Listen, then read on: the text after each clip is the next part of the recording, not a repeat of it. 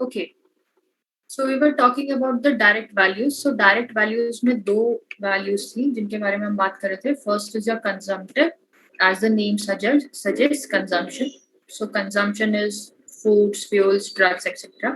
Productive value means production. You can understand it in this way. So production of material or products from your ecological resources. ठीक है, textile, leather, silk, paper, etc. These are your productive values. ठीक है. Earlier, tusks of elephants, wools from some rare sheep or endangered sheep was done, but now it has been stopped. For of many animals, there is a ban on that. Okay, so ये आपकी productive values हैं. अब आता है indirect values पे. Let's go to the next slide. So when we talk about indirect values, so indirect values का मतलब ये, जैसा कि नेम सजेस्ट करता है कि इनका कोई डायरेक्ट अफेक्ट ह्यूमन एग्जिस्टेंस पे नहीं है, but they have some social, ethical और एस्थेटिक वैल्यू. ठीक है. So like it's already there. I've written it there. Biodiversity provides indirect benefit to human beings, which supports existence of biological lives and other benefits which are difficult to quantify. ठीक है. Indirect values के जो effects है, we cannot quantify them. So what are those values? Like Tulsi, we have social values, ethical values, and aesthetic values. So when we talk about social values, so according to our religious beliefs and all, we have given some social or some sacred importance to the animal or plant species. Like we have Tulsi, neem, cow, snake, etc. are considered sacred. But government level pe, like the first, these examples were for religious beliefs, okay, social values. But the other ones are peacock, tiger, etc. They are made important by your government services, like they are called the national birds and animals. Ethical values mein, each species has a existence value and all life forms must be preserved. So why do we say ethical values? Because एक बोलते ना सभी को जीने का हक है. On those lines, ethics के basis पे, like each species should be preserved. ठीक है, या फिर उनकी existence को maintain करना चाहिए. This is your ecological value. इसमें ये भी आ सकता है कि क्यों maintain करना चाहिए? Because they are all part of food web. Somewhere they are all part of food web. So one should preserve them. Aesthetic values का एक greatest example है national parks and sanctuaries. So I hope all of you must have visited one or the other national park or any landscape or any site. So undisturbed nature is a delight to watch and an event for tourism. So यहाँ से economy भी boost होती है. यहाँ पे economy का point भी है और एक aesthetic point भी है. ठीक है. Like it's good, it has got some aesthetic value. So this is all about your direct and indirect values of biodiversity. We'll just go to the previous slide. So I hope you can understand the points. Consumptive, it's like food, drugs, etc. Productive means production, so textile, leather, etc. Social values, social importance दे दिया, cultural या religious importance दे दिया. Ethical means कि आपने उनको, मतलब ethics जो होते हैं किसी भी इंसान के या किसी भी society के, so that says कि species को preserve करना चाहिए. Aesthetic value means कि they have got some aesthetic importance, like or feel good factor. ठीक है. So undisturbed nature makes you feel aesthetically well. ठीक है, या it makes you feel good. So nature or ecology should be preserved. These are your values, different values. Okay. Environmental services values कि एक ecosystem क्या करता है. So basically एक balanced ecosystem helps you in fixation of CO2. ठीक है. It maintains essential nutrients. जो different cycles हमने ये पढ़ी थी.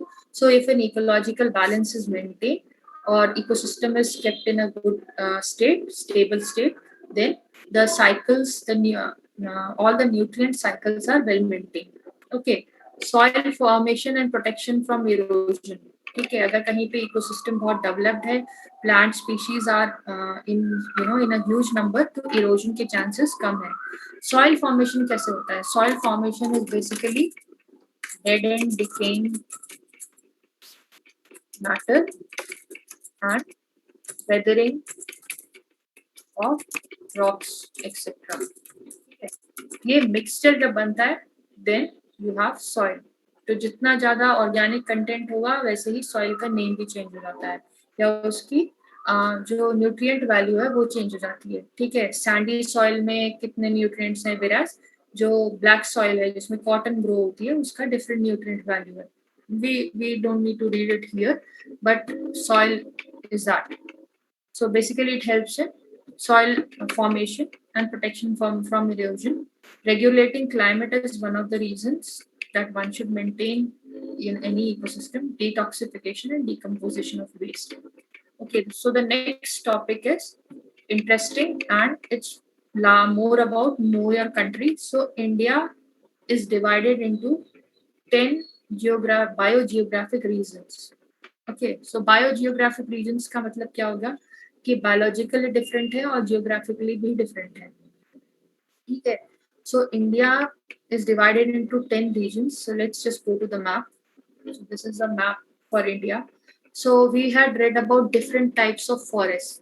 Okay, ये हम मतलब कौन कौन से forest थे, temperate forest, tropical forest, taiga forest. We had read about different types of forests. So you can look at the image. Different shades may it's defined as a type of forest. So this particular tropical forest is either found in your northeastern region or western Ghats. ठीक है, जो tropical dry forests हैं, they are found in this central part of India. ठीक है, temperate forest कौन से forest थे? वो जिनके की लीव्स विद वेदर चेंज होते हैं, या फिर वो फॉरेस्ट जो कि सारे क्लाइमेट्स को ऑब्जर्व करते हैं या देखते हैं। ठीक है, so what do we have? We have them in this top region of this particular northern India, eastern India or northeast region. So Arunachal Pradesh and all, and we have it here in the Uttarakhand and Himachal Pradesh region.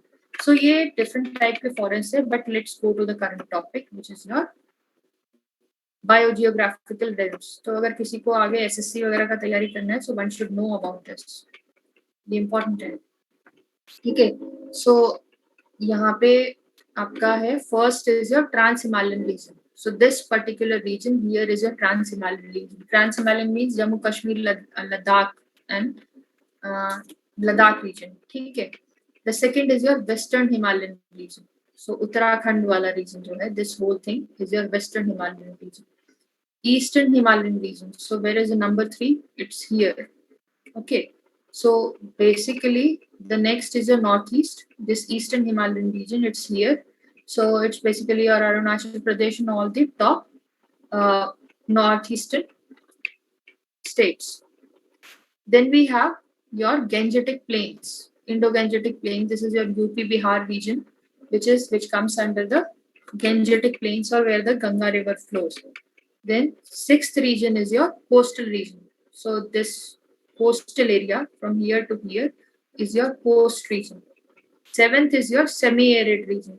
So if you recognize the map, this particular part comes in your central region of India, which is your Madhya Pradesh region or the borders of Rajasthan, this particular area. Okay, this area is your central region or semi-arid region. Semi-arid means the amount of rainfall that it's getting is less, and the forest cover is also low. Okay, then we have the desert region. This region, Gujarat and Rajasthan region, where the Thar desert is there, or the Rajasthan, the desert region of Rajasthan. And the ninth is your Western Ghats here, this whole Western Ghats region. 10th is your Deccan Plateau here, the central region of India. And then we have the islands, 11, the Lakshadweep Islands. So we'll read about them and know the flora and fauna available in these regions. So हम you have to learn about the names of these 10 biogeographical regions क्योंकि ये major question आता है, but also for competitive exams etc. if anybody wants to give them, then these are some of the things that one should know. Okay, types of soils.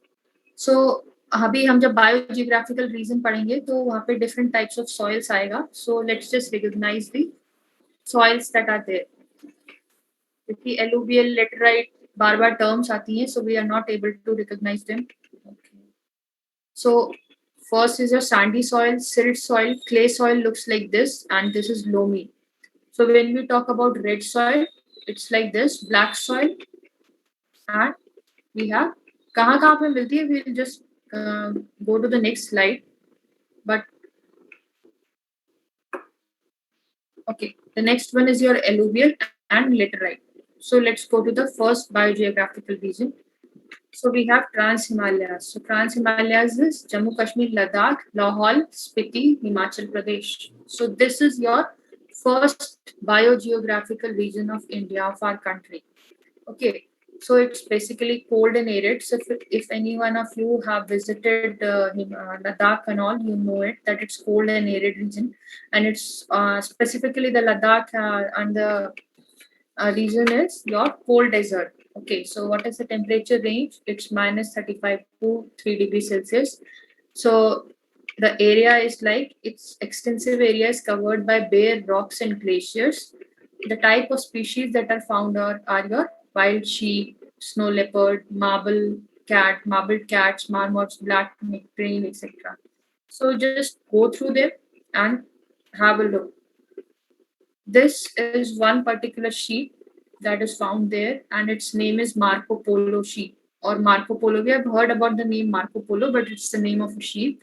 And the interesting point here is that the ratio of horn length to body weight exceeds than that of any animal in the world. Okay, so ये different type of Himalayan uh, trans Himalayan animals हैं. जो basic characteristic है वो ये है कि temperature is between -35 to 3 degrees Celsius. This is a critical point, and it's filled with bare rocks and glaciers. For example, you can choose any of the animals name and add it to your answer if it's in theoretical form. Then we have the Himalayas. So Himalayas is basically a rich biodiverse region, and there are more than 2.5 lakh species of plants and 45,000 animals. The type of forests that Himalayas have is tropical rainforest, specifically the eastern Himalayas. Or there are thick subtropical or alpine forests, central Himalayas. Okay, so we were in the previous slide, we were reading about alpine meadows. Okay, I had put up an image for alpine meadows. So alpine grasslands मिलते हैं. India में जो grasslands हैं वो या तो गुजरात में है या फिर आपके alpine meadows is one of the examples in Himalayas. So you can just quote these examples there. So the chief species are again mountain goats, snow leopard, panda, etc. These are found here. So basically Himalayas are young mountains. They run parallel to each other. Thick gravel and alluvium soil is there. Trans Himalayas में bare rocks और glaciers थे. As we move downwards from the top of the country, as we move downwards, we found gravel and alluvium soil. Soil का content change हो गया. But this particular region is the source of major snow-fed rivers, and it's covered with peaks, glaciers, and pristine rivers. So this is all about your Himalayas. So we'll talk about the other biogeographical regions tomorrow, and we will take up the threats to biodiversity. That's a small slide. So we'll talk about it, and I'll share you this whole slide today. So I think I'll end the class here today. Okay. So अगर किसी को previous classes में doubt है, lectures में doubt है, so you can come back to me at any time. और critical points में underline करके मार्क कर दूंगी. Just remember them. Rest you can go through as per your need और as per your interest. Okay, so let's just end the class here. I have received the attendance. So in tomorrow's class, we will take up the different biogeographical regions and threats to biodiversity. Let me share the slide with you.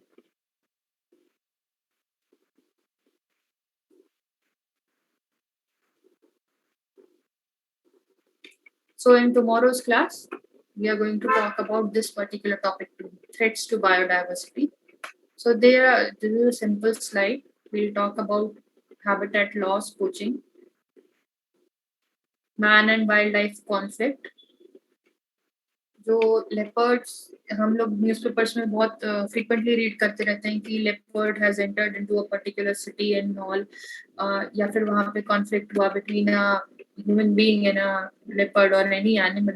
So this particular thing comes in under the topic man and wildlife conflict, and it's basically because of the ecosystem or ecosystem imbalance, ecological imbalance, or habitat loss.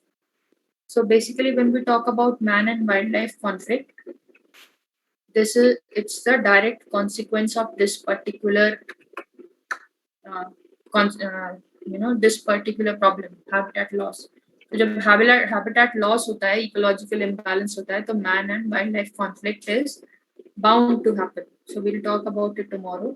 We'll talk about this particular thing. This slide is very important. MCQs के form में paper हो या फिर theoretical form में, ये important है. So we'll talk about it tomorrow. Okay, so I'll end the class here and have a good day.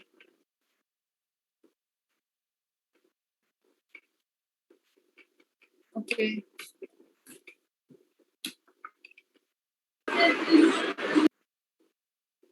Okay, students, have a good day and I'll share the notes with you. Okay. Thank